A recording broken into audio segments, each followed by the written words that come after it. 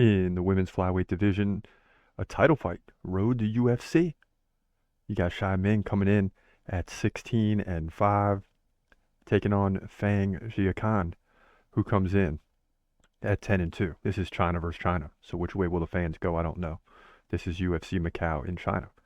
Now, Xiaocan, 5 inches taller at 5'7". She's 22, very young. Ming, 30, right in the middle of the prime.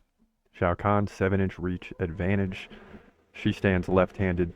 Ming stands right-handed. Xiaocan, 6 significant strikes per minute to 3.7 for her opponent. In terms of the takedown game, that also goes to Xiaocan, who gets one every other round. So keep an eye on that in this fight. And Ming has only had a 58% takedown defense in the 2 fights leading to the final. But they're both wins, one by split decision. She led 74-57 in significant strikes, but gave up 4 takedowns.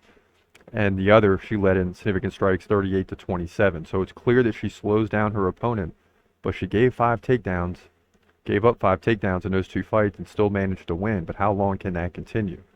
Now, Xiaocan, 70% takedown defense, won by decision in her last fight, 63-19 in dominant fashion, but did give up 3 takedowns. In the first fight, won by first round KO, but had 2 takedowns and won 40-0 in significant strikes, and that's a lot like the early days of Khamzat Chimaev. So because of that, I'm going to lean towards Xiaocan to win this fight. I mean, she's getting in there with someone, a decent fighter, right? I mean, you don't get the road to UFC if you're not somewhat known and have a reason to be put there. It's much like the Contender Series. But to dominate your opponent 40-0 and finish the fight in the first round by KO, I'm not going against you until you prove that I need to.